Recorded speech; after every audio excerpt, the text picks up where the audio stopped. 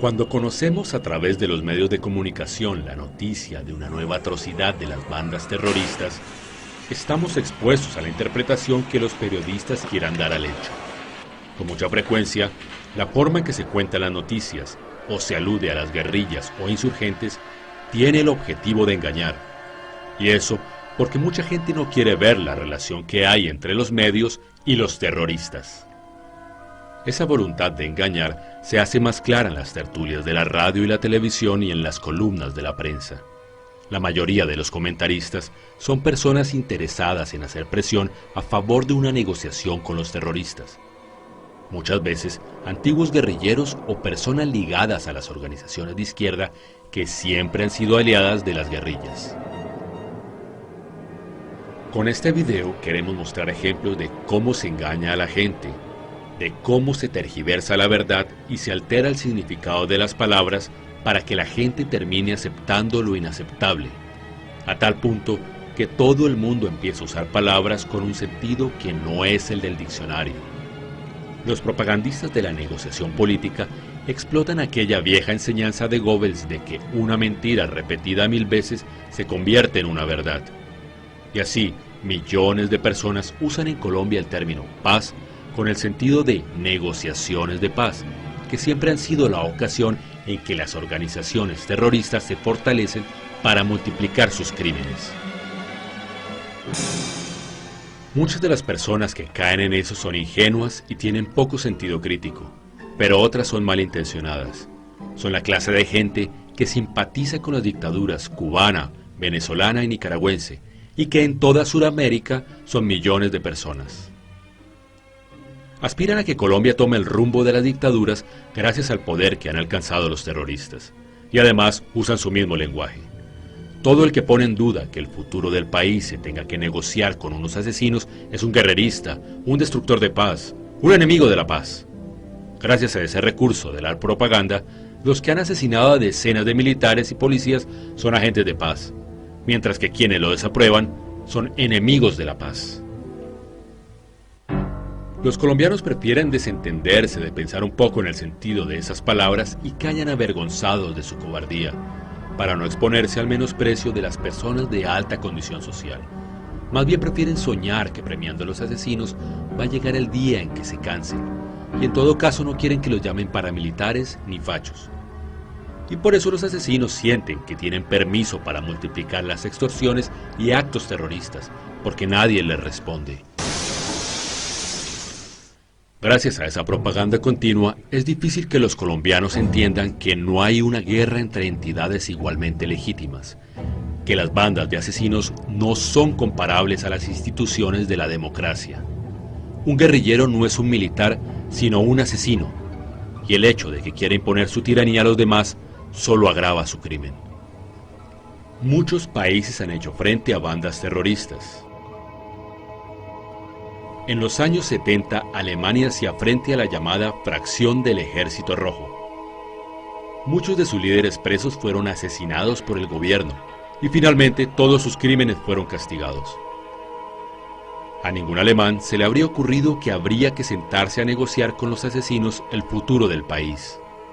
Eso parece que es algo que solo se le puede hacer creer a los colombianos. También Francia se enfrentó en esa década con la banda terrorista Acción Directa e Italia con las Brigadas Rojas, bandas que fueron combatidas sin contemplaciones. El Reino Unido enfrentó durante mucho tiempo al IRA y España a ETA, y nunca se le ocurrió a nadie comparar a esas organizaciones de asesinos con el Estado. Cuando la gente ya ha comprado la idea de que hay una guerra entre bandos igualmente legítimos, queda fácil hablarles de reconciliación. ¿Han estado enemistados los colombianos y por eso ha ocurrido la violencia? ¿Quiénes se han enemistado con los guerrilleros? ¿Los finqueros y ganaderos? ¿Fue a ellos a los que le llegaron las tropas terroristas de las universidades o de la financiación soviética y cubana a extorsionarnos? ¿Cuál es la reconciliación posible? ¿Y los ciudadanos corrientes de las ciudades, qué agravio le han infligido a los guerrilleros? ¿Y los militares y policías? Ellos también son víctimas de esa agresión. Los encargados de sacar partido de los crímenes en términos políticos explotan de mil maneras esa mentira. Es típica la frase, no más violencia, venga de donde venga, como si un policía que sale a proteger a un niño fuera un agente de violencia equivalente a la persona que va a secuestrarlo. A partir de esa concepción, la ley resulta equivalente del AMPA.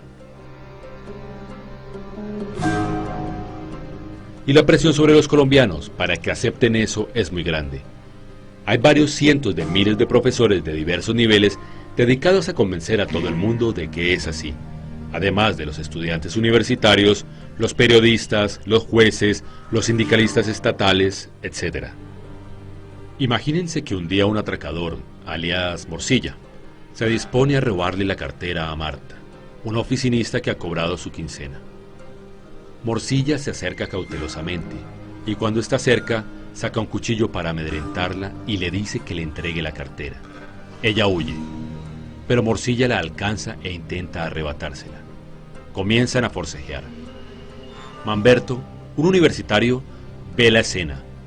Llama a un policía y le dice: «Señor agente, hay dos personas disputándose una cartera». He aquí la primera imprecisión. Resulta que ahora un atraco, en vez de ser un robo, es una disputa. Es el mismo mecanismo por el que el secuestro pasó a llamarse retención y el homicidio se considera una acción altruista. Ese mecanismo es el que emplean para llamar paz al acto de premiar los crímenes. ¿Para qué se cometen los asesinatos? Para que el gobierno se siente a negociar. El objetivo de la acción terrorista es la paz, y cuando uno razona que la paz es lo contrario, se enfrenta al poder de la propaganda y el lenguaje corrompido. El caso del terrorismo es el mismo del atracador, pero a una mayor escala. Los grupos criminales con fines políticos se encargan de amedrentar a la sociedad con métodos mucho más violentos y desmesurados, por lo que estos actos criminales deben ser reprimidos con mayor fuerza y contundencia. Pero el falso pacifista colombiano hace creer a la gente que lo mejor es rendirse frente a los criminales y repartir los bienes y patrimonio de los colombianos con los violadores y homicidas para apaciguar su furia y ambición política. Con esas manipulaciones acallan el anhelo de justicia y de verdad que pueda haber en los colombianos, hasta hacerlos tolerar que hoy el gobierno se siente a negociar las leyes con los terroristas en La Habana. ¿Cuánto deben aprender los noruegos que no quisieron negociar con Breivik? ¿O los norteamericanos que tampoco quisieron escuchar las exigencias de Al Qaeda? ¿O el mundo civilizado que no cedió a los arrebatos expansionistas y genocidas de Hitler? Colombia es diferente. Mientras que en España el presidente Rajoy rechazó tajantemente cualquier negociación con ETA, que consiste en creer que el terrorismo solo está para ser derrotado, que la paz no se negocia y que la libertad no se regatea. Y en Estados Unidos decidieron defender la democracia de los terroristas.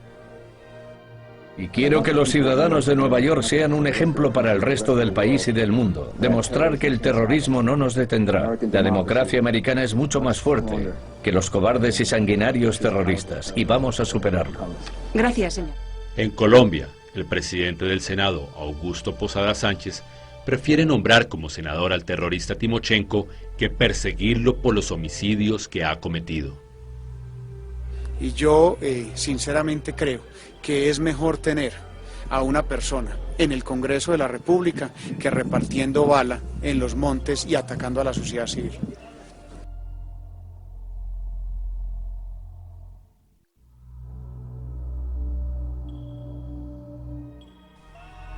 Una de las cosas que más se repite en Colombia es que lo que falta es más educación y menos armas, o más inversión para la educación. En Colombia, la inversión en educación es muy superior en proporción a su economía a Alemania, Australia y Japón. Pero qué curioso, aunque esos países no tienen los recursos naturales de Colombia e invierten menos en educación, no hay terrorismo y al contrario de Colombia, son países ricos y civilizados. Lo que pasa es que la inversión en educación en Colombia es solo el recurso demagógico de los parásitos para adoctrinar a las futuras generaciones con sofismas como el de «no más violencia, venga de donde venga».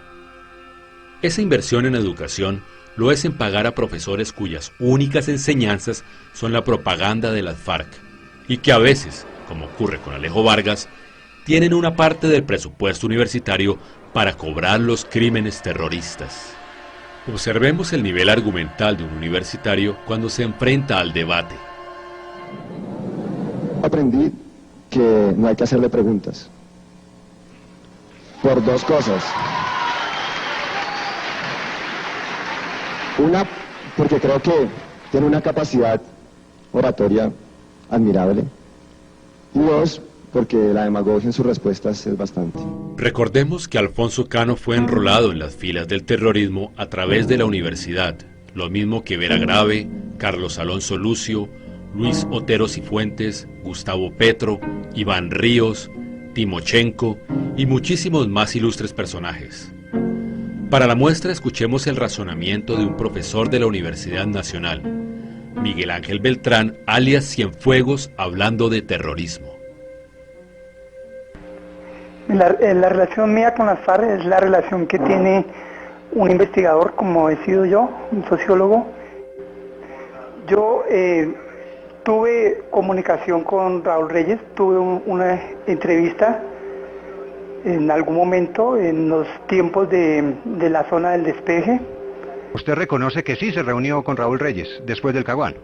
Yo reconozco que tuve alguna reunión después con esos fines académicos que le estoy comentando. ¿Para usted las FARC son o no un grupo terrorista? No, para mí las FARC no es un grupo terrorista. ¿Qué son las FARC para usted? Para mí las FARC es un actor político, es la expresión, digamos, de las muchas expresiones del conflicto social y armado que vive el país. La bomba del Nogal, donde murieron muchos inocentes, ¿es o no es un acto terrorista? Es un acto lamentable, sí. No, un acto lamentable no, lo lamentamos todo. ¿Es o no es? ¿Usted ha tenido relaciones con Marcos Calarca? Tuve oportunidad también de conversar con Marcos Calarca cuando estuve en México. Pero aún más grave es lo que se permite en las universidades. Es un saludo revolucionario y combativo de parte de una mujer bolivariana que los invita a luchar, que los invita a guerrearse la libertad. Y la pelea se gana luchando, la pelea se gana peleando. Por eso estamos aquí pronunciando. Lo más grave del asunto no es que estos criminales encapuchados lancen arengas, sino que las directivas de la universidad lo permitan y en ciertos casos sean cómplices.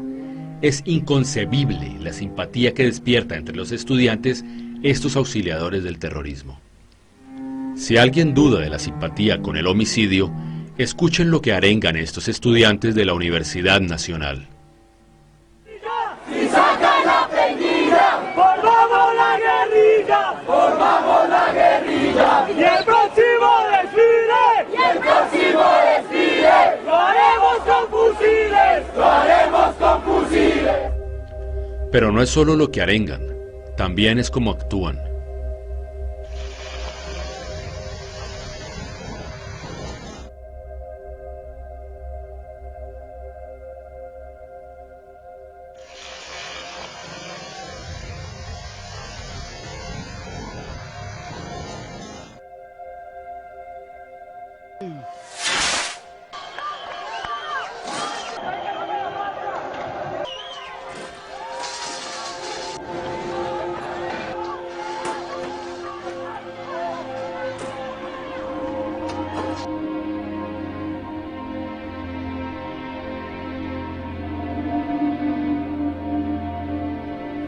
Cerdos, hijo de puta.